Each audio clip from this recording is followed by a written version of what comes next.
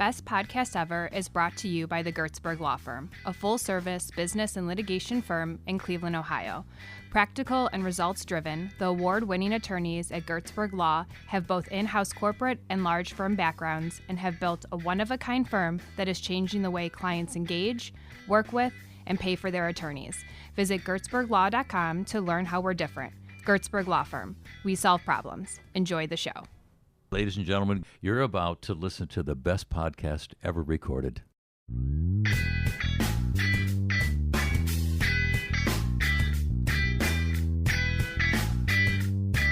Sorry, I didn't like nothing. Hi, Molly Gebler.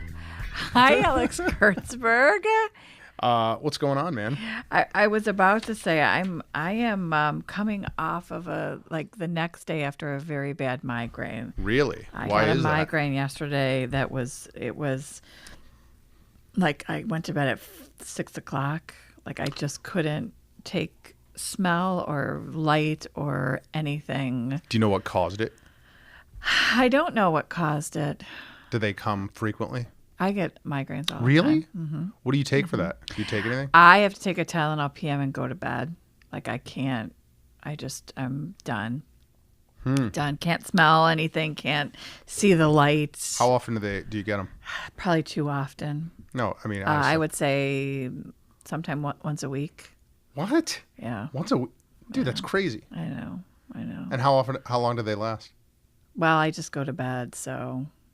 But this one, I woke up and it's like a hangover. Like, you can still feel the slight pain. I cannot. Have you had this your whole life? No, I have it years though. My sister gets them too. There's something crazy about it that I don't understand. I do find that when I don't eat, I get a migraine. Some people say weather change can cause it. I don't know. I know it's coming. Okay, here's what. And I think there is medication for that exact time.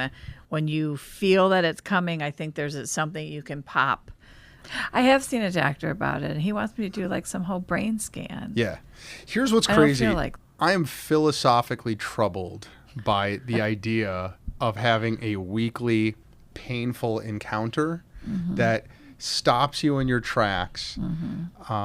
They do come at closer to the evening hour. But without you taking some drastic measure to stop it from happening. I stopped caffeine. That was drastic, wasn't it? But did it work? No. Oh, Actually, right. they say you need caffeine. Like when you get a migraine, that's why. So, like, I don't know.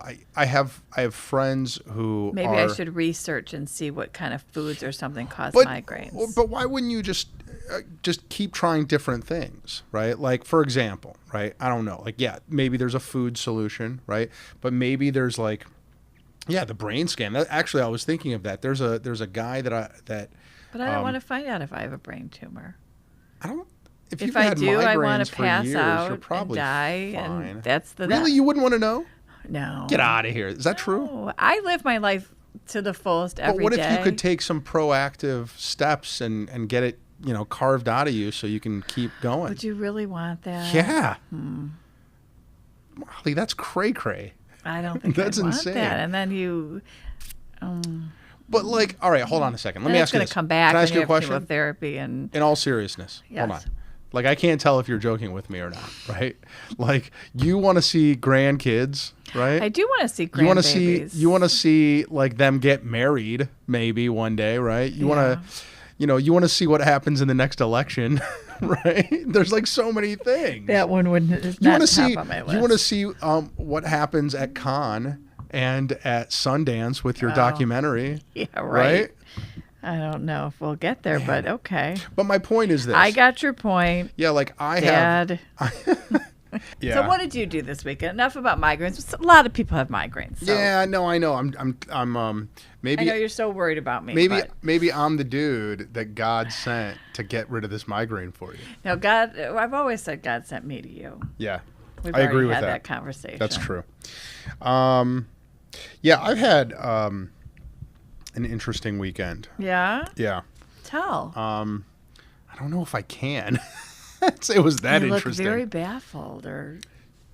No, it's I'm Going through some personal stuff? Well, there are things that I'm working on that are probably not yet for public consumption, but will be, and for a lot of reasons. But I will tell you that they are big, they are life-altering, they are industry-altering, they are pretty important in my life, and probably within a few weeks we can be talking about it more freely. But I'm not at liberty to do so at the moment. So Gotcha. Stay tuned, folks. Got you. Big things. I forgot to tell you that I went to the Pioneer Fright night on Friday or on Is that a haunted Saturday house? night. So it's Pioneer Waterland. Yeah. But I'll tell you, Were you I haven't frightened? been to I haven't been to, and somehow I had the aura about me, and all the freaking crazies loved me, and I would turn around and they would literally be attached to my right shoulder, whispering in my ear, because they would come out and scare you. And it's like the Michael Myers mask and the Right. Friday the 13th mask, and they would just, and there's Strobe lights. everywhere and fog. So as soon as, and you knew, as soon as the fog hit, you knew something was coming out after that. No, thank you. I have no interest in getting scared to death. Fun. They had beer trucks and food trucks. It's going to go on again, although I think this won't come out in time. But it was, it was, I think, a creative thing for Pioneer Waterland to do for something that doesn't do anything Right. during the winter or the fall. They close with the pools and stuff. But it was, they would scare me, and then I'd look at John. I'd be like, "Is there something to my right? Is he still there?" And John would be like, "Yep, he's still there." And I'd turn there, and he'd be like, "I'm here." Yeah. Oh my gosh! I don't like. I used It to really. was fun. I liked it as a was- kid, but I as a did grown, too, and I don't even like. hadn't been in forever. There was some pee drips, I'll tell you. There was.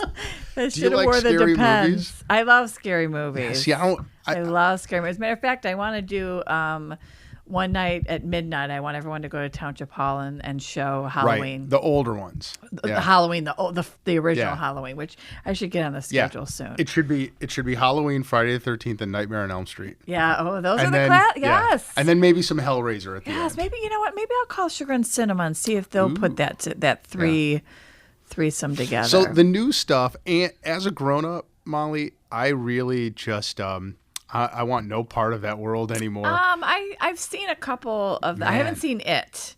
My husband went and saw it, and Yeah. he said it No, was thank you. frightening. No, thank you. But I did see all the little, what's that girl doll name? Or I did see all those Annabelle or whatever. I stopped after Saw. Oh, I didn't even see that. Yes, that will Forever haunt you. it messes with your mind too much, and there's just no need for that in this world. What was the for one me. where they were trying to get that you could lock all your doors one night? Like one night you could kill one night it was legal to kill. Oh yeah, The Purge. Yeah, No, thank you. No, thank you at all. I think we're doing that to ourselves anyways. I know. I feel like we're in The Purge. Yeah. Okay, listen. Let's talk about Steve Bales. Yes. And then let's bring him in here. Yeah, so excited. Yeah, so Steve was introduced to me. I was introduced to Steve by our good friend Becky McMahon, who was our guest here probably like 10 episodes ago now. And Steve is the managing partner at this great law firm downtown called Ziegler Metzger. And he is, I was telling you, Molly, I met with him, and there was all this energy that just shot out of this guy, right? And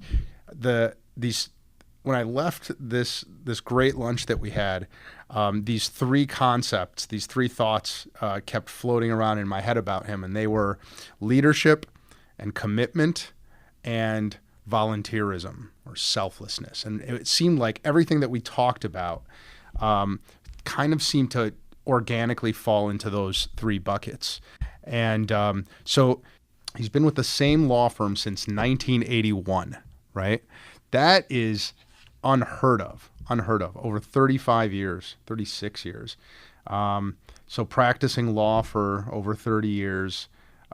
He is a Boy Scout, an Eagle Scout, right? Since 1972, I believe. And a life member of the National Eagle Scout Association. He does a ton with the Boy Scouts of America. Can we ask him now. about the Boy Scouts accepting girls? Yeah, now? I want to. Yeah. Yeah. I don't know. He might kick us under the table. I don't know if there's like a He might give us controversial. a political answer. We'll find But out. isn't No, he that- won't. I bet you. Isn't that called the Girl Scouts? We're gonna find out. The Girl Scouts aren't cool with it. We'll ask him about it. Well, I'm sure they're Yeah. not, because they're going to lose people now. And so, yeah, and he does a ton with the Red Cross. He's just it was after I was done talking with him, I think I immediately texted you and said we got to get this guy in the podcast. Just a really great conversation I had with him, and I think we will have with him now. So I'm gonna go get him. Looking forward to it. I'm gonna go get him. Forward to it. Okay. All right, Steve Bales, come on in. I was joking. Oh, Steve, this is Molly Gebler. Molly, how are you? you? Thanks Nice to for meet you. coming on the podcast. Good. See, Yeah. This is the hot seat right Oh, here. it's hot seat Yeah, right yeah, here. yeah. Please. Wow, very cool. Please join us. I was just saying to the 57,000 listeners that we have at home how after you and I met that one day at the Union Club and had that fantastic lunch. It was a great Is that lunch. a boys only club? No. No. It was way back when I started So I guess I'm 35 missing- years ago. Where I was out of that loop then. Yeah, I remember that when I started at Ziegler Metzger as a law clerk in 81. Oh, we're going to dive into that. Back when Larry Morrow was just a pup. Yeah. He was on the radio at that time. The first, as I understand it, the first female member of the Union Club, I believe, was Karen Horn, who was then the president of the Cleveland Federal Reserve. Now, don't quote me on. I mean, I believe anecdotally, if not the first, it was That's pretty on close. That's on my "You've Made It" list. I'll tell you what. I To mean, go to lunch there. So I'd love to host you. Oh. It'd be a great time. all right. It's I like but it. no, it's women. It's a Do I very have open to go club. through the back door or anything? That was true again in the I know, past. I know. My You definitely need to know the secret knock and the secret handshake. you're killing me. All right. I better learn it before. No secret knocks or handshakes, but Okay. it was a terrific was so- first meeting Yeah. lunch. It was so much fun. It was a lot of fun, a lot of common ground. Yeah. So I was telling Molly just now and our 57,000 listeners at home that I walked out of there with these 3 ideas about you floating in my head Okay. in the garage sale that is my mind. It was leadership, Okay. commitment, volunteerism, right? Wow. Those are pretty close. Those are the yeah. 3. Those are the 3. Are the that- 3. Yeah. And so I thought what we might do, we're going to do things a little differently, right? Ordinarily, our questions are really geared towards just extracting sort of, some biographical background information and go chronologically, right, about one's life, as it were. But I thought this time what we might do to be a little different is work our questions into those 3 buckets. That sounds like a lot of Right? fun. Absolutely. Yeah, yeah. What do you think? What do you think the if there was one quality, the singular quality that separates good leaders from not so good leaders? What is that quality? Service. What do you mean? Leaders serve the people that they lead. The Marine Corps has a saying, "Officers eat last," and it's both a truism, but it's more. It's not just about eating. It's taking care of the people in your charge, okay? And so serving the people that you lead, in my view, is probably number one. If you're making sure that they have, Molly, you have what you need, and Alex, you have the resources that you need to do whatever it is that you're doing, then I think as a leader, I am being effective. And the other part of that is that there's no job beneath a leader. I don't know if have you ever heard of or read the 10 Lessons of Leadership from a Janitor? Oh, I No. just read that title on your Well, bio. Yeah. I wrote that from her. And that's Understand. about all I read. Okay, it's a story about a janitor at the United States Air Force Academy back in the 70s who was cleaning up, and he was just an older guy, and he did his job. He did it great. He kept that squadron spotless, and he was kind of a fixture. Nobody really paid much attention to him. The guys, the boys, the young men in the squadron were, they appreciated what Bill Crawford did. He did a great job, and they got to the point where they wouldn't even bother, picking up because they knew Bill would do it. And, I'm a cadet here at the Air Force Academy. That's his job, not mine. And one of the author of the 10 lessons of leadership from the janitor, a gentleman by the name of Colonel James Moshcott, I think that's his first name. He was doing some research at the academy, and he came across a story about a battle, an army battle in Italy. And he's reading along, and he reads that Private William Crawford single-handedly attacked numerous positions. Okay, and he reads a little further, and the story goes, for significant bravery above and beyond the call of duty. And he looks at his roommate and he says, I think our janitor received the Medal of Honor. And the Medal of Honor. So they see him the next morning, and they come in and they come around Crawford, and he says, yeah, that was me. That was a long time ago. And so that really hit Moshcott. And so for the remainder of his time at the academy, he watched and observed how William Crawford became part of their team. He went from being the janitor to something entirely more. And it wasn't because he was a janitor that he deserved respect. He was part of the team, and he deserved the team's respect. But one of the 10 lessons that Moshcott, one of them is that he says, no job is beneath a leader. If William Crawford can go into the Army, do his duty, come home, and sweep and clean latrines with a smile, what job is beneath your dignity? Mm-hmm. And so I think that's an important part of leadership. I changed the paper towels in my office. Yeah. So that's interesting. So there's sort of a related concept, I think. You're coming at it from service is a great quality of leadership because of what it says about the leader internally in his mind and what he's willing to do, right? The sort of added bonus of that, I think, is the optics of it, because I remember, and it's funny because you said Marines, but so in the Army, I heard officers eat last, right? And NCOs too. NCOs eat last too, non-commissioned officers. But there's an optics to that, right? I still to this day, right, like at a barbecue, right, will not eat until everyone else has eaten, and it comes back. People say that's kind of a unique thing about that person, and it makes them. It's noticeable. It is noticeable. Yeah. And you know what else? I think that I believe this is the case probably in the Army and in the Marine Corps. Nobody's going through the chow line to make certain that there's nothing left when you get there. Right. And there's a morale piece too, right? So it's funny as you were telling the story, I was thinking about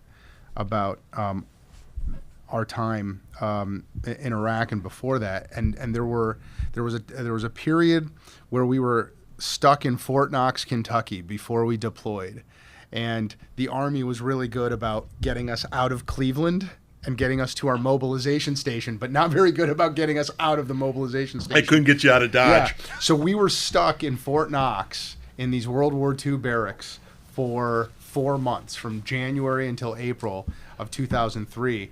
And all of the officers there, to your point, right, we made it a point to clean those barracks and paint them and get right down in there. And that, too, was not only noticeable, but it definitely boosted the morale of the troops, right? When they see their leaders getting dirty with them and not just barking orders, there is a noticeable improvement to the cohesiveness of the unit and to the morale of the unit. Doesn't that? I think that service, doing that, Yeah.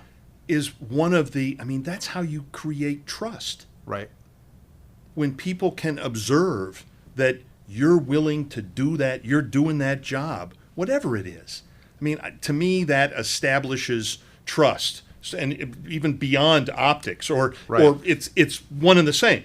Right. It's that says, I trust you, Right. because you are prepared to do what's necessary. Yeah. Okay. And it creates that I will follow you anywhere attitude. Right. Right. Which is It's what you need. And when you're doing that same kind of, whether you're painting, cleaning, Right. that's common ground. Yep. And trust happens when there's common ground. That's Right. where you have communication. It Right. doesn't happen any other time.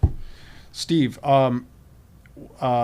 you've been managing partner for a couple of years now. Actually, 1 year and 10 months. Okay. So you're a leader, right? You're a leader in the Boy Scouts. You have been for years and years. I have been. You're a leader in your law firm. Yes. You're a leader in the various charities in which you participate, right? Yes. The Red Yes. Cross and Right.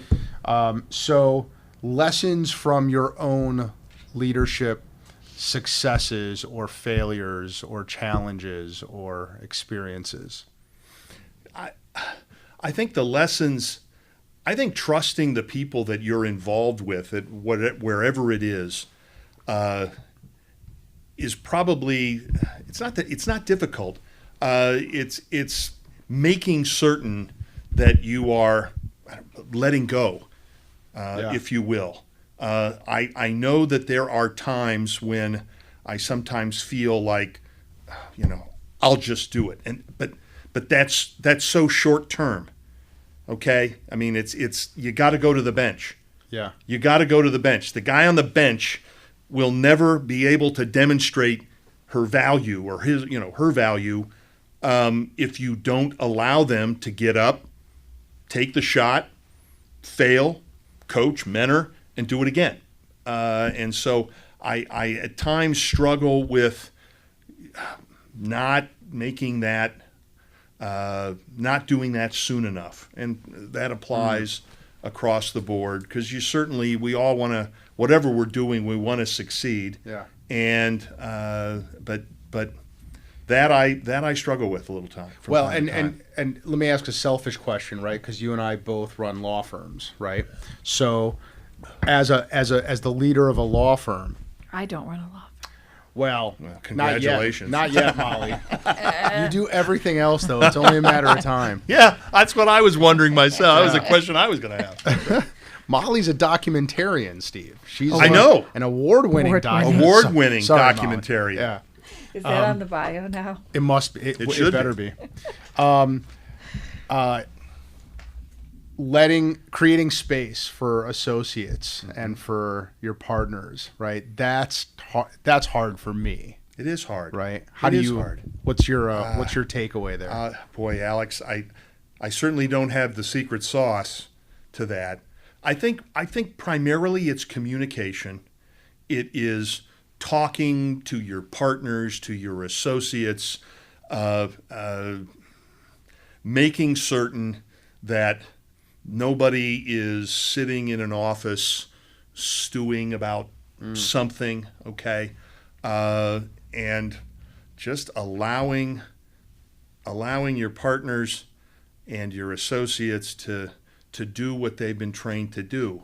But in the role is, our role is, I don't know if you're the managing partner, Yep. if that's your title, okay? There's a difference between management and leadership. Huh. Okay? Managing is using your authority to make certain that Molly does what she's supposed to do. Keep the machine moving. Yeah, that's management. Yeah. It's all external. It's about me making certain that you're doing what you're doing because I have the authority and power. And you don't have to be mean-spirited, but I have the authority and power over you as an employee to do that. But leadership is not management. Leadership, in my view, is entirely the opposite. It's about Molly making the decision on her own to follow you because she believes the same things you believe. Okay, you're doing it for your own reasons, not because I'm telling you if you don't do it, you're going to have to go to the unemployment line. So do you see yourself wearing both of those hats? I do. I mean, there are Yeah. times when, your role, the role requires management. Right. Okay.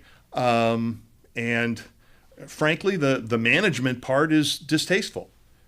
You don't want to have to do that. Okay. Right. Sometimes you have to, but sometimes that's certainly not the fun part. The fun part is leading. And I don't mean that in the sense of wearing a crown and Right. carrying a scepter. I think of leadership and running my firm, and I'd rather run it from the middle.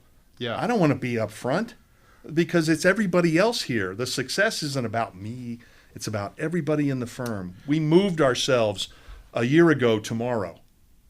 1 year ago tomorrow, we moved our office where it had been for 64 years. Wow. Okay? It was where and it is where now. It was in the Huntington building at East 9th and Euclid, and now we're in the Eaton building at 12th and Superior. Okay. So it was a small move. But we had no institutional memory on moving. Which is traumatizing for a law firm. It absolutely is. Yeah. And here I am. That was year one. I took my response. We were going to move. Okay, that decision was made in about March of last year. Under your leadership, was this something that you were if you knew anything about the Huntington building, we were like the last of two tenants in that building, and we moved because we were asked to. I mean, that we did that. It was like you guys and then Sammy's at the top, right? Oh gosh, it wasn't even that. It was somebody I think down on the 6th floor. But the point is that no one in the office, including me, had ever moved. I moved from a house, but that was 26 years ago, and now we're moving an office. And so I said, listen, we trust everybody. We broke into teams, and we all took little parts, and we ate the elephant in little bites, and we trusted each other, and it worked. And we moved. And I know it worked because we had some folks stop by. We opened the doors in the new office on Monday, October 17th. And on Wednesday, October 20th or 19th, we had some friends come by. And the one fella made the comment, I know you guys just moved. When was that? And one of my partners, Lisa Roth, said, well, it was this weekend. We just opened Monday. And he said, no way. He said, this place looks like you've been in here for months. So it worked. And it had nothing to do with me, Alex. It was everybody else doing everything that they did. And it was wonderful. Can we go back to the Huntington building? That's a huge building. There's nothing in there? Over 900,000 rentable square feet of space. I believe there may be one tenant in that building. We were there for... Is Huntington in it? No, the bank moved out 3 years ago. They moved into what was the BP building. Correct. That's right, Alex. Yeah. And that beautiful lobby was closed when the bank moved out. So that lobby was open during the convention. They had some receptions there, and I think there've been some weddings in that you can access it. Right. But by and large, Molly, that building is empty. We spent probably 3 years. We saw the same security folks. They were great people, but that's all we saw, and it was kind of. I didn't like staff being there late. I didn't like necessarily coming there on weekends because it just was a ghost. It was yes. Wow. Let me put a final point to the distinction between leadership and management. It seems to me, and I share your distaste for the management part of those two hats, right? I think the key to good management is having good lieutenants, right? the key to leadership is a lot more personal. It's a lot more individual. Whether or not you have good lieutenants, you either are or are not a good leader based on your experience, your knowledge, and your skill set or whatever. Right. But good management really requires a good team and really requires good Yeah, I fall into that partners. trap Yeah. of if I could just do it myself, this is going to take me 3 minutes. Right. And it's going to take me 10 minutes to Right. teach somebody. But I loved your comment about that's just the now. And I'm not looking into the future. If I take that 10 minutes, the hours I'm saving in the future Right. are priceless. Yeah. I agree with I you, need Molly. to work on that. I agree with you. I You fall know, into that all the time. It's a work in process. Anybody who says, I'm a leader, I've done it, and there's nothing more, I think that Right. I think that person is more interested in maybe in himself or herself than what he's Yeah. because it's constant. It's Yeah. constant. Mm-hmm. Do you want more water? I'm good at the moment. Okay. Thank you. Let's talk I'm about. good too, Alex. Are you, Well done. Molly? Can I get you some more Doesn't care water? about me. Or No, I'm great. coffee, Oh, some wine. so Would you like sweet. some So sweet. foot rub? I'm good. Wow. talked to He's you really about this. trying. Yeah, because you didn't hear that Well- he blew me off the other day for Molly- our lunch. Didn't even show up, but I think we already talked about that on a podcast. Oh wow. Molly is That's the a different podcast. Molly's the world champion gold medal winner of all Guilt. guilt trips, Steve. I mean, if you I'm ever need to lay Catholic. one on and that's anyone, coming call from Molly. my Jewish friend. Yeah. And I'm Catholic, so who knew? You know, I was thinking about that, Molly. Between your Catholic guilt and my Jewish guilt, we got it all wrapped right? up. What we ought to do is create a service, right? Where if anyone who is a little, like a little uncomfortable, like giving anyone a guilt trip, Oh, they could just call us. we'd and be on it. We'll be there, for the right First fee. 3 minutes is free. That we'll be there, and we'll just like lay it into people, and we'll make them just cower. I love Go it. back to their parents. I'm making the business cards Yeah. in my head already. You have too much fun. That's telling you. outstanding. I like that. I like Molly's the champ. She's the Olympic gold medal winner of all guilt trips. Man, I wanted to crawl into a hole. I accidentally stood Molly up for lunch a few weeks ago, and It was just on Friday, so you know. see what I mean? You see what I mean? I mean, she doesn't It even was try. just the other day. Is the shovel right around the Thursday. door, Alex? Yeah. I'm just Thursday. wondering. I'm Yeah. going to dig this any deeper. Didn't even show up. Anywho, Anyway. let's talk about commitment. Right. All right, Steve. When I say the word commitment, what's the first thing that comes to your head? Values. Why? I think commitment in many respects is the outward display of what your values are. Your commitment to a cause, to your people, demonstrates that loyalty, community, service are important because, commitment's a verb. You're committing to something. Yeah. Okay, commitment by itself doesn't do anything. You're committed to, and so commitment is action. It's not complacency. Yeah. Okay, it is an active verb. Yeah. You have to. You're committing whatever your resources, your time, your talents, whatever the case may be. Molly, what comes to your mind Um, when I say commitment? loyalty. Yeah. Is What- that what you just said? No, I Values, said just but service. values, but loyalty. loyalty would be a value. Yeah. Right. What comes to your mind, Alex? Habit, right? So when I think, and because the next question I want to ask you is about yours, right? Your habits. Because when I think of commitment, and that came out of being in the same law firm for 30 plus Alex years. is very impressed by that. Yeah, He said well, that's it's- unheard of. It's rare. It's extreme. There's probably like Yeah. 8 of you in Cleveland. I would venture to say, Alex, that without no judgment, but I would say that's probably Yeah. true. It's Yeah. a rare occurrence. It's 3 to 5 years, right? Certainly in your early years of practicing law, the average jump from one firm to another is 3 to 5 years. So can I ask, and you can finish your question in Yeah. a second, what is it about this firm that has kept you committed? The firm committed to me. And so to your point, I have always felt a loyalty to the firm. They have been fair. When I was a young associate, they were nurturing. They gave me opportunities that I might otherwise not have had. They allowed me to grow a practice which, for some people can be really fast, and it can happen. And for me, it was it took a while.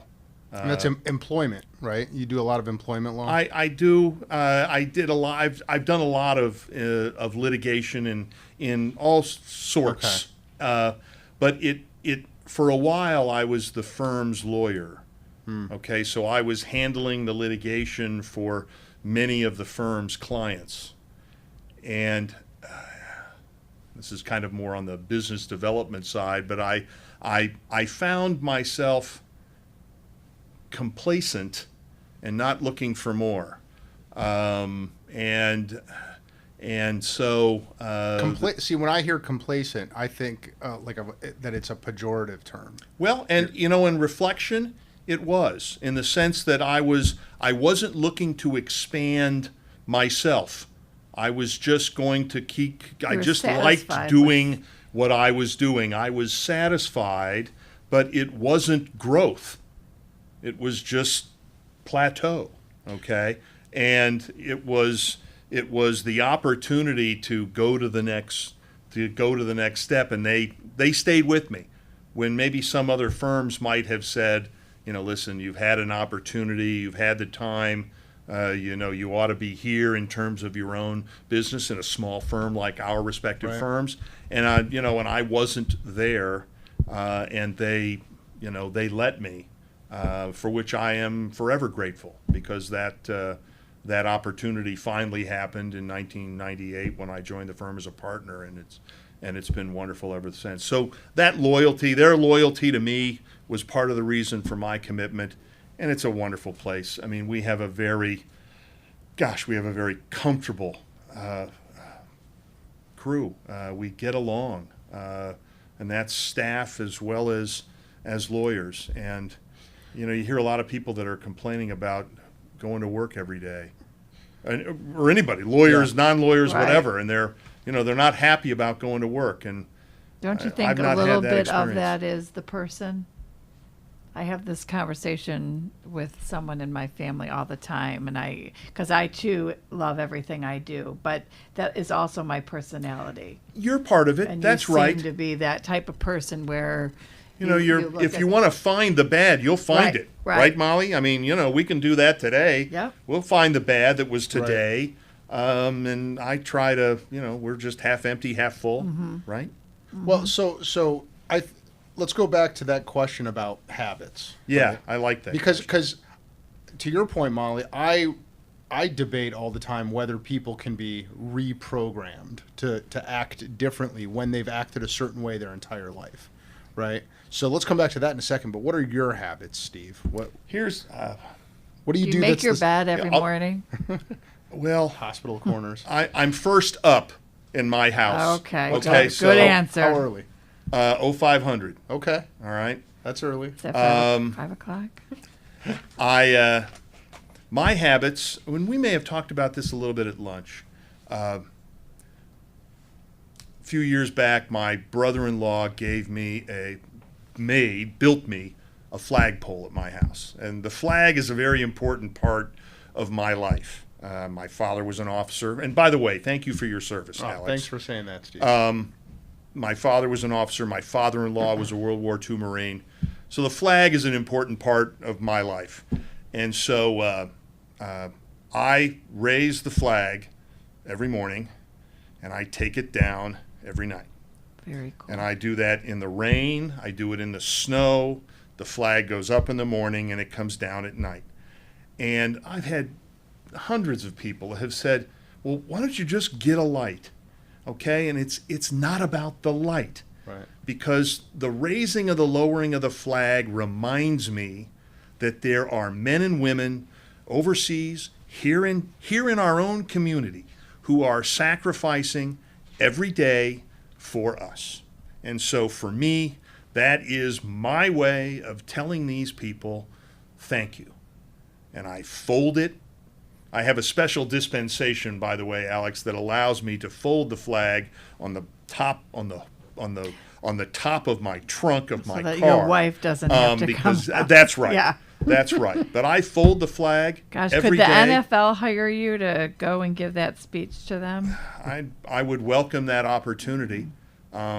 So that's one of my That's habits. a great ritual. That's But amazing. but those habits are part of, that there's values that are associated with Yeah. those good habits.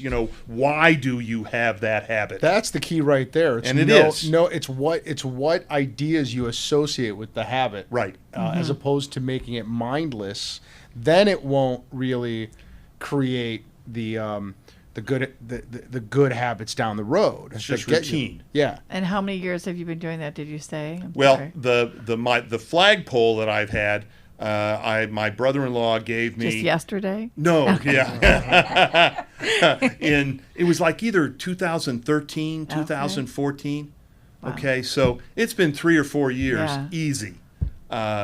And That's awesome. the only time it doesn't, if we go out of town, Yeah. I don't. And, on special days, the other habit is that on June 14th, I fly the United States Army flag. It's Flag Day, which is also kind of a, oops, what do you do? But I fly that for my dad. And on November 10th, I fly the Marine Corps flag for my father-in-law, and I'll fly that Marine Corps flag on October 23rd as well, which is the day of which is the anniversary of the barracks attack in Lebanon. Yeah. I think that there's a sense of gratitude that you have when you do something like that, right? That 100%. takes your attention off of yourself and your immediate surroundings, and you start thinking about people who have sacrificed, people who are currently sacrificing, and that act on a daily basis has to pay dividends, not just for you and your day, but the people around you. I would imagine. And right? I'll tell you, here's the great example. My wife, Kathy, by the time we leave tonight, it'll probably be dark, or it'll be dark by the time we get home. Kathy will have taken the flag down. Kathy, she just knows it needs to come down at sunset, and she'll take care of it. She won't fold it. She'll hang it up somewhere in the garage, respectfully, Right. but she'll take it down. Okay? My son, if we're out of town, Andrew will he's gone over and put the flag up. So That's your leadership showing example. It has effects. I'm not asking anybody to do that, Right. but they go ahead and do it. Yeah. And I guess that's the Lead by follow example. in the leader.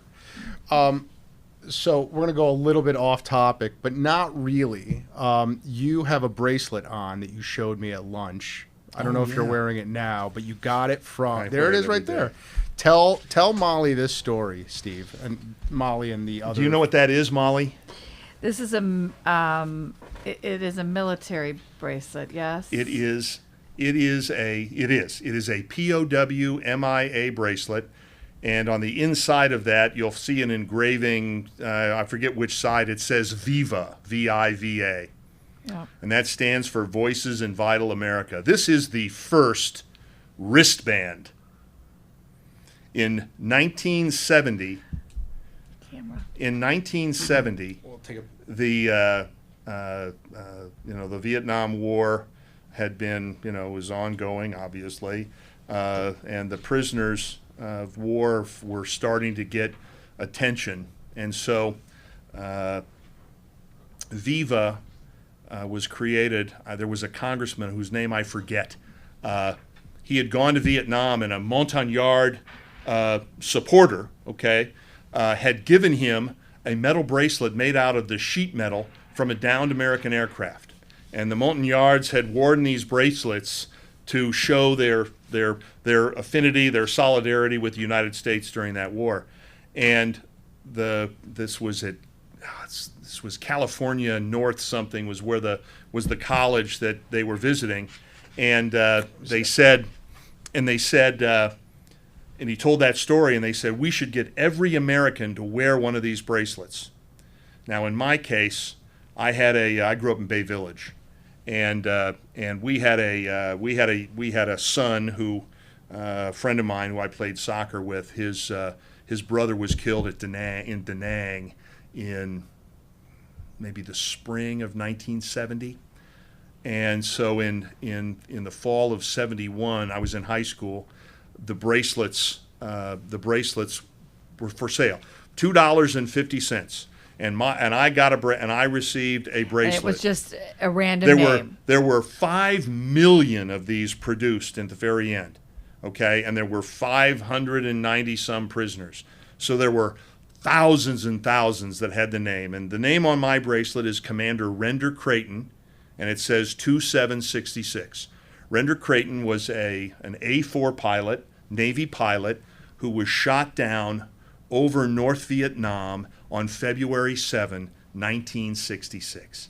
And he remained a prisoner of war for 7 years and 5 days. Wow.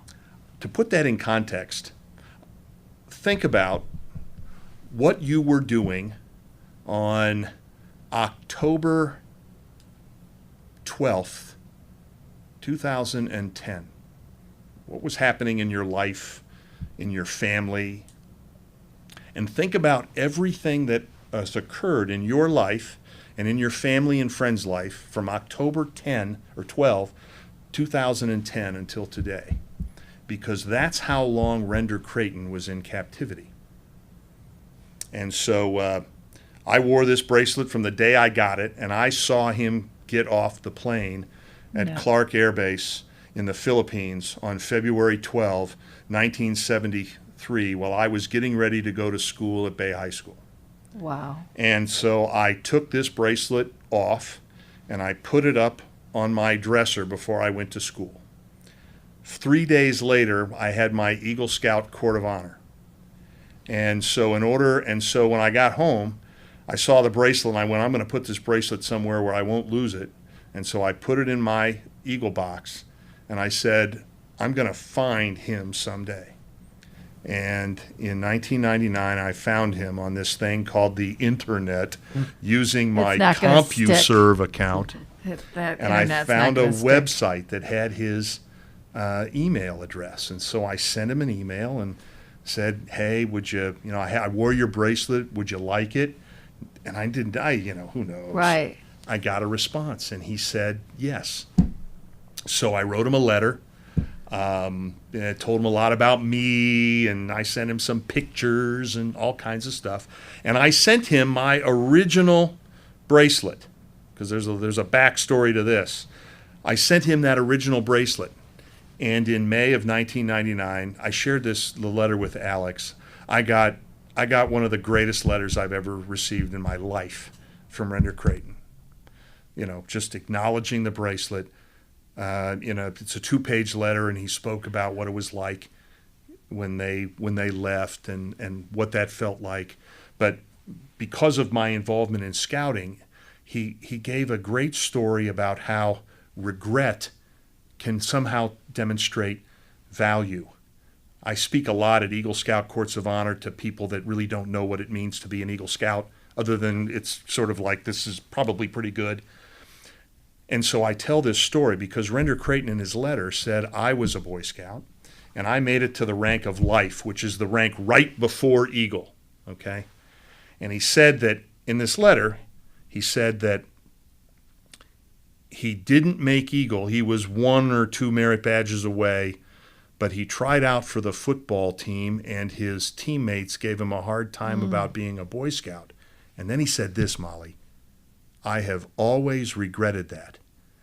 Now, in the same letter, he talks about how he didn't regret his 7 years in prison as a prisoner of war, but he regretted that. And I have yet to find an audience who hears that story and does not walk away understanding what it means, for example, to be an Eagle Scout. Because here's someone who lost those 7 years from October of 2010 to October of 2017. Lost all that.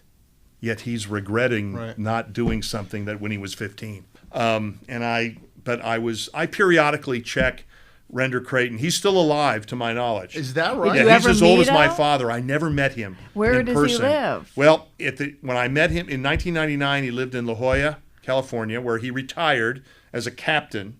Okay, I mean he came back from Vietnam and went back to service. Oh, He was he went to Talk Rota, about Spain. He commitment. was the head of the War College. Anyway, he moved there, and then he went to Ketchum, Iowa. He lives in Idaho. He lives in Idaho, and I think he also has some place in can Arizona. we get you on a plane? I would love to. You know what? I'd love to meet You him. need to do that. I'd love to meet him, but I don't know where he's at, and I He's gonna had be my up there. time. He's as old as my father. He's 84. Okay. He's Okay. 84, and I've worn it every day since the day I got it. So there's another. Yeah. That's another habit, Yeah. because I'll tell you what. Whenever I find myself whining, I look down at this bracelet and I say, "What are you whining about? Yeah. nothing What else is are bad. you whining about? There's Yeah. nothing that is as in your life today, Steve, that's as bad as Right. what these men went through." And so I find it to be a real, okay, get off your little whiny step and move on. We could be, I mean, I keep telling people we could be in Aleppo right now in Syria and be dodging like chemical weapons. No, he's going to yell at me because that's going off. Yes. There's like chemical attacks in people's backyards. Like their children over there, our children, like generally the worst thing that happens is they get the flu. You know, those kids over there are like dodging neurological attacks. You know, Tomorrow's and- not promised, people. Yeah, Tomorrow is not promised. That's great. I like that. You're right. Not You're promised. absolutely right. that's a great Do it segue today. into our third and final chapter: Yes. volunteerism, right? Selflessness. So, well, let me ask you this, Steve. Do you think that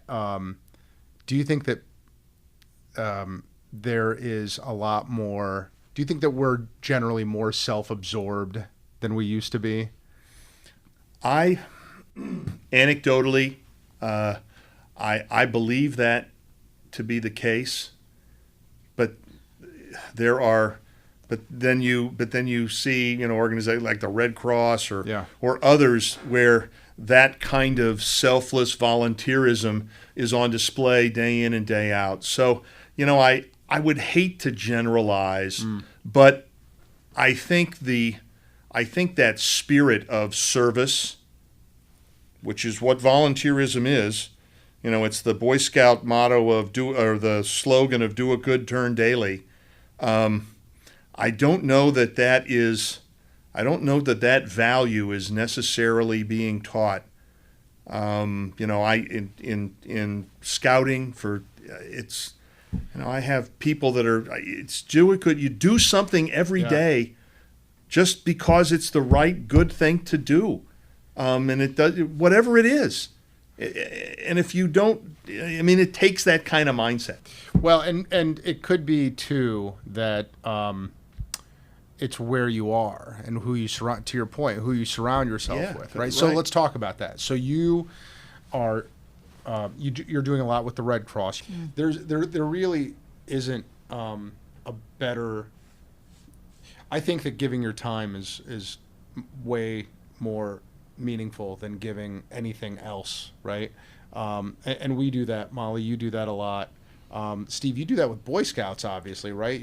I do. I give my time, sure, and we give our treasure. But Alex, I agree with you. Giving your time is so much more fulfilling, and maybe that's a function of just what you have to give. You give what you can, right? But the ability to make a difference in a serviceman's or servicewoman's life through the Red Cross, showing up at an event when the 910th comes back into Youngstown, just to say thank you to people coming off the plane whose family might not be there. That's just good stuff. We had is that something you do? The Red Cross does, yes. I want to sign up for that. The Red Cross has a Services to Armed Forces Committee. Alex may know, have you ever heard of a Red Cross letter? For sure. Yes, sure. Definitely. Of course you have. Yeah. Tell Molly what a Red Cross letter is. Well, so is that where the is that the letter that you get when you're overseas? Yes. Right. And you need to go home. Yeah. And it's a letter that so you've got a death, an illness, something going on in your family. And so a family will go through the Red Cross, and the Red Cross, and this goes back to the beginnings of the Red Cross. The Red Cross, which is is totally neutral. There is no politics, no nothing. So this letter is sent by the Red Cross to the commander of this particular person's unit. And it gets to Alex, and it says, Private Johnson needs to go home today, and you don't ignore that letter. Right. Private Johnson is on the way. And the idea there is that, and this was huge before there was when there was less information than there is now, but it's still important. The idea is that folks here may not know where their sons and daughters and brothers and sisters are overseas, but the Red Cross will find them. That's right. Right. And so you, as a family member, you don't have to go hunting through the vast government bureaucracy to find out where your unit is. You just call your local Red Cross, and they will find. And they will make that happen. Yeah. And they do more than that. The Red Cross has sponsors programs through its Services to Armed Forces Committee that assists families prior to deploying. So it can assist those, first deployment, and what do you need? Are you prepared? It provides support, not necessarily financial, but support services to family members who are behind while mom or dad are deployed, and then upon their return, helping returning veterans re-assimilate into whether it's looking for jobs. There's an organization called NeoVets that works with groups particularly employers, to help employers learn and communicate with soldiers, Marines, and sailors, breaking down the jargon, being able to help them communicate better in terms of what is available for employment opportunities. And again, those are all volunteers that are manning those phones and taking those intakes for families that are looking for that kind of assistance all over Northeast Ohio. So places in Mansfield, Youngstown. Question. Yeah. You just said soldiers, and then you said Marines and sailors. Does soldier not encompass Marines and sailors? If I said soldier, am I speaking of one branch? I think that branches have their own. So, like, the Air Force would call them airmen. Right. Okay, because someone called me out on Facebook. I was posting about the USO that we all need to be conscious that Veterans Day is coming up, and we have a box at the Township Hall, and I put, soldiers, they're out there, and somebody said, and Marines, and then somebody after that said, and sailors, and I changed it to military and said a little less correcting and a little more getting out to the store and buying for them. I think it's a pride thing. Each branch has their own. Okay. The last thing I want to do is offend anybody. But the one that you want to get right is Marine, because they have more.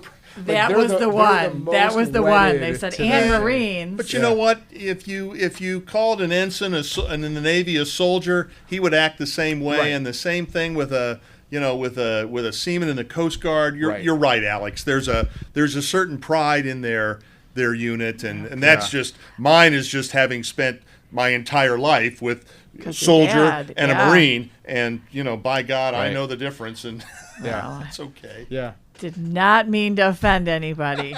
Yeah. Just fill the USO box already. That's exactly Come right. That's the on. most important part. Golly. Clearly. all right, Steve, this is the part of the show that we call the lightning round. You ready? You ready for your lightning round I'm question? ready for the lightning round. And we are introducing a new lightning round question God, today. I You're going to be the figured as first. You're going to be the first to get this one question. In fact, Molly, let's start with our new question, shall we? Go for it. All right. The new lightning round question, Steve, is what is the biggest challenge that you've ever faced?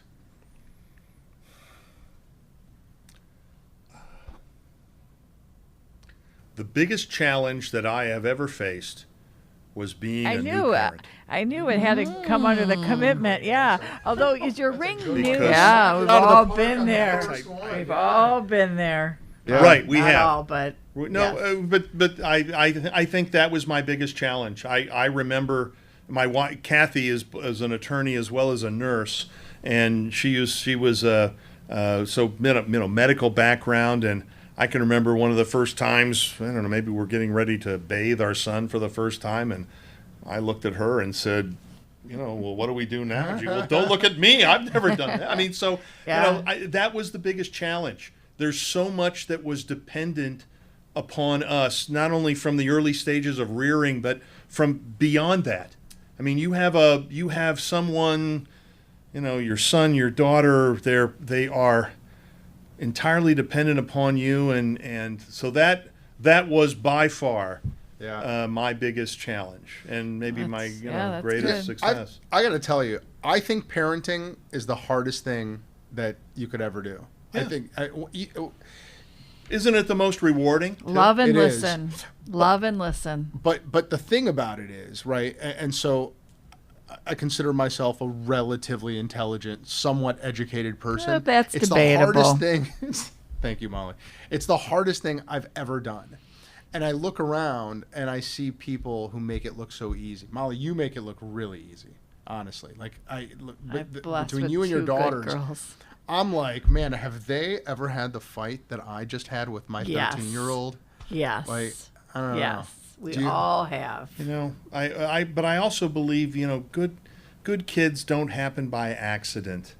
Okay, we've all been involved in activities with our children, and my heart breaks at the young girl or the young boy who, and I make no judgment here. Everybody has their reasons, but whose parent can't make the soccer match or the baseball game, and or can't make the court of honor at the Boy Scout troop meeting, and it seems like it's always the same. Yeah. I can't imagine not participating in my children's lives, and of course you can go overboard. I mean, you can have the boom, boom, boom, boom, boom, Right. boom, boom Right. parent, Oh, yeah. okay? Yeah. Tell the Huey to move on. Right, right, Yeah. You right. got to let go at some point. So, Yeah. like anything, balance. Yeah. But Yeah. it is hard. So that's my answer. And I think we've all, with your fight and stuff. I mean, we've all been there. We've all been there. Yeah. Right. We all. It's the hardest thing in the world to be It a is. good parent, I think. is. I think. Yeah. And it Greatest takes challenge. time Yeah. and it takes commitment. Yeah. It takes leadership. Yeah. Lightning round question number 2, Steve. Your biggest success, and you can't say your kids Or your wife. or your wife. Speaking of your wife, how many years married? We just celebrated our 34th wedding anniversary I this knew weekend. I knew Yeah, it had it to was come gonna be under the something huge. commitment. Yeah. Right. Although, is your ring new? It is. Okay. So anyway, you said my Biggest success. My biggest success.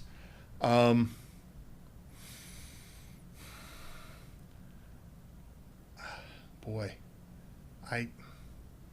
Alex, I spend so little time trying to measure myself, okay, in terms of success. Leading my firm, okay, and and leading it into the future beyond me. I guess that's really more of a vision, but maybe accepting that role, I would consider a success. I measure success by the people around me, and not really me. Successfully leading a group out to the Philmont Scout Ranch. I mean, there's little ones. I don't know that there's ever been a one. Let me paraphrase what you just said. Do you think that leading your firm is among your biggest successes because it is a recognition of a privilege that you have to serve the people around you, that they would have to put you there, right? That's a really nice way of putting it. Yes, I think that's fair. I mean, it's recognition from your peers that you are, at least in their minds, qualified enough, right, to lead them. Yeah, I think that would be. I think that's a really great way to. I was struggling with the sequencing of the words, but I think that's really fair. Thank you. That's Eagle Scouts wouldn't. I mean, what's the percentage of people that move on and become an Eagle Scout? It's not a huge. It's about 5%. Right. Wow. So It's that's about 5%, and so that's that was a success. That was an accomplishment, to be sure, and something that I'm clearly proud of. I wear my National Eagle Scout Association pin on my lapel every single day, along with my my bracelet. So 5%. I had no idea it was that low. Yeah, it's just about That's amazing. 5%. And for those of us that are novices to the Eagle Scout world, it is you have to accumulate a certain number and certain types of badges. Merit badges. Merit That's badges, right. 21, right, of which I believe 13 are required. Okay. And then the biggest thing is what's known as the service project. You have a young man who is responsible for developing a significant project for community service, for which he is really not permitted to do anything other than lead. So if it needs to, it's planning, formulating, putting together a team. If it needs money, raising money. If you need to get supplies, it's doing everything that needs to be done without lifting a hammer. Interesting. Okay? And there's not a lot of 15-year-olds and 16-year-olds and 17-year-olds who you can look to and say, have you ever done anything like that? Nope. Right. And so it is truly about developing leadership. And, that's where the rank carries with it a certain, you're a marked man. People don't know how you become an Eagle Scout, and they, just like you said, Alex, and you don't really know exactly what it means, but you know that if a resume comes across your desk and right, it says that they're an Eagle Scout, you will set it aside, and you won't be able to explain it other than that. Right. Okay, but that's part of the reason why. And would you give thanks to your training as an Eagle Scout to the person you are today and Absolutely. your leadership? Absolutely. And my son is an Eagle, and I think he would say the same thing. It does. It makes a difference, and those values stick with you. Yeah. Forever. And are we allowed to ask, and you don't have to answer, what your feelings are with girls being Boy Scouts? You know what? That's a fair question, and I've been asked it a lot recently. Part of me thinks that I hate to see any Girl Scouts, though? Don't they already have? They do, and and boys and girls are different in my world, okay? And boys and girls ought to have programs where they associate and affiliate with boys and girls. So I don't know the motivation behind it. I am not at that altitude, okay? But and so I don't want to speculate on the why, okay? I will say this. There's a little frustration, and that's all I can say. I no judgment. But I will say this. I think the Boy Scouts of America does an outstanding job in training young men and girls. Girls are already in the program. They're just older.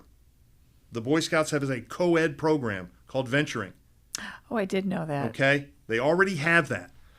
But I think the Boy Scouts of America Scouting does a terrific job of teaching young people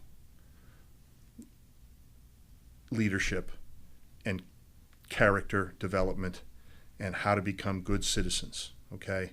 The mission of the Boy Scouts of America is to teach young people to make ethical choices throughout their lifetimes by instilling in them the values of the Scout Oath and the Scout Law. And I believe that everybody we could do so much better if we spent our days being trustworthy, loyal, helpful, friendly, courteous, kind, obedient, cheerful, thrifty, brave, clean, and reverent. Okay? Amen. It's funny. Molly and I were debating whether to ask you that question, and I was thinking about it too. And then as you were asking Steve that question, I was like, is that too controversial? But then I was like, he's a litigator, right? I mean, you can't phase Steve Bales. I'll finish my answer, which is I think young women could benefit, and I think I would enjoy standing and being in the crowd at the presentation of an Eagle Scout award to a young woman. Yeah. Because at the end of the day, it's all about making our children better. And I have no qualms with the Girl Scouts. I guess maybe I would challenge the Girl Scouts to find out what the Boy Scouts are doing and just duplicate it in their thing. Yeah. All right. The third lightning round question. So we've gotten your biggest challenge, your biggest success. What's been your biggest failure? And you can define failure any way you want. But you cannot say coming on this podcast. Oh, this has been terrific. I think my biggest failure was a lack of preparedness, which, as a Boy Scout, that should never happen. It's be prepared is the motto. But a lack of preparedness when I took a young group of Weeblo Scouts, so Cub Scouts getting ready to cross over into the Boy Scout troop, and I took them on a hike at Big Creek Park in Chardon, and I got lost. Oh boy! When was this? This was probably 8-9 years ago. I had not been in Big Creek Park a lot. It was winter. The trails were kind of covered. I didn't take a map. And I just thought that this trail just sort of looped around, and I got lost. And we got lost for about, maybe an hour. Okay. Oh boy. And I'm doing my level best to not be panicky, but I'm concerned. And finally, we arrive back at the pavilion where everybody is, and they were, we were wondering where you were, and we're like, we just decided to take a nice hike. And my very good friend, Chuck Rashar, who I've been a scout with for years, and just a great guy. And he came over and he asked me, "Did you get lost?" And I went, "Yep, I sure did." And so later in that year, I was presented with the Pathfinder Award. And the Pathfinder Award is a wood plaque with a Silva compass on it that my friend Chuck put a magnet in the base so that north is always south. So that was it's a funny story, but it's an example of what I would say are the failures that I've had. I think by and large have been as a result of a lack of preparedness, okay, and not giving the project, the whatever it is, the commitment that it needed and deserved.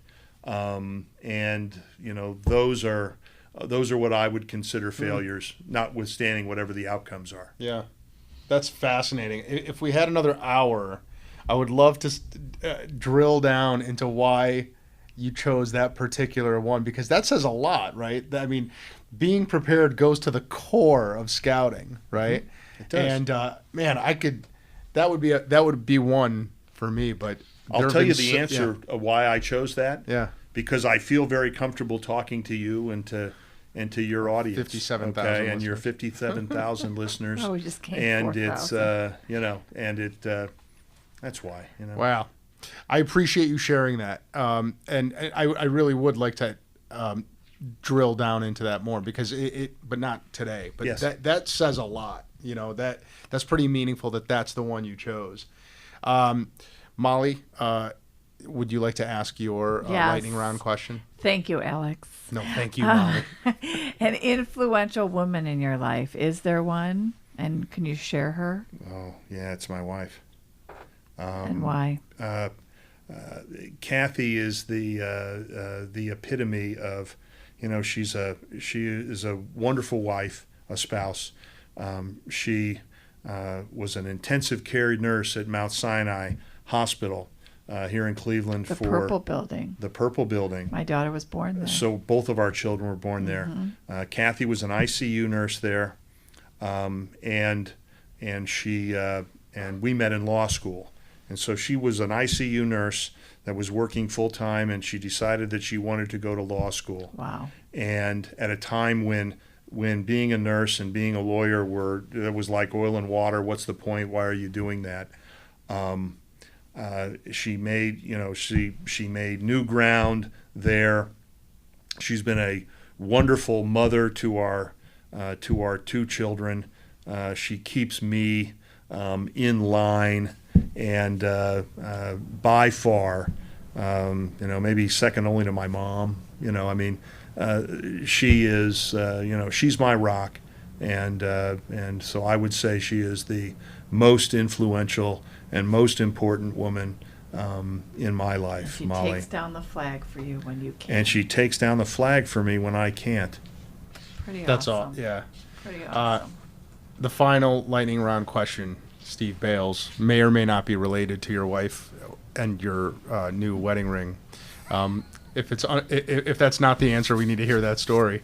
The question is, what's an embarrassing thing about yourself that nobody knows? Yeah. Other than losing the Here you troop go. at There you go. during hiking. There We you might go. have There you go. disclosed it already. We were married in 1983, and sometime I was a member at the Cleveland Athletic Club at the time, and my original wedding ring I lost. I left it in a club locker, and I lost my original wedding ring. So I got a replacement, and I never took it off of my finger. And I get older, you get a little wider, and that ring, I think, was cutting off the circulation in my finger because I'd had it on my hand. Never took it off because the last thing I wanted to do was going to lose another wing. Right. And we were actually in Sedona, Arizona, and I found this ring. Okay. It's a koa wood, and it was new, it was unusual, it was really cool. And so got it. That was in like 2013. I was in Louisville, Kentucky in last April, and I lost that ring. I left it in the hotel room, couldn't find it, and so I got a replacement. That's ring it's number the same 3? ring. That's ring. Yes. So this is. funny. I still have the first replacement. It doesn't fit anymore. So I would have to say that's probably the most embarrassing thing that not a lot of people know about. I agree. Kathy is a rock. That's yeah, funny. she's My a husband rock. forgot. We were on vacation. He forgot his at the hotel, the Poconos. We were standing in front of the Bull in New York City, and I looked down at his finger and I said, "Where's your wedding ring?" He's like, "Oh, crap! It's in the hotel," which we had left. Yeah. Yeah. And they found it and mailed it back to us. That's Solid gold, huh? That's that's absolutely loyalty there. full time. Steve, are you working on anything that you want to get out there to the loyal fans? We're working right now. I'm working with a couple of young professionals to form a Young Professionals Council as part of the Greater Cleveland chapter of the American Red Cross. Right now, again, I don't mean this negatively, but the members of the board of the Red Cross are older. I'm 60. There's people. Diversity is so important. Diversity is so important, and the one thing that we lack, all organizations lack at times, is that young segment, that youthful segment. And so we have decided, and I've been asked to help create a Young Professionals Council. So between now and the end of the year, we're looking for young men, women, all backgrounds. We're looking for a critical mass, and it's not my committee. I'm the support person, but I think sort of 21 to 35 to 21 to 30, somewhere in there, to serve on the board of the Red Cross, to serve in their own group, to bring the Red Cross and its mission to those young people who might not know exactly what the Red Cross did. Until I joined the board of the Red Cross, the only thing that came to mind about the Red Cross was donating blood.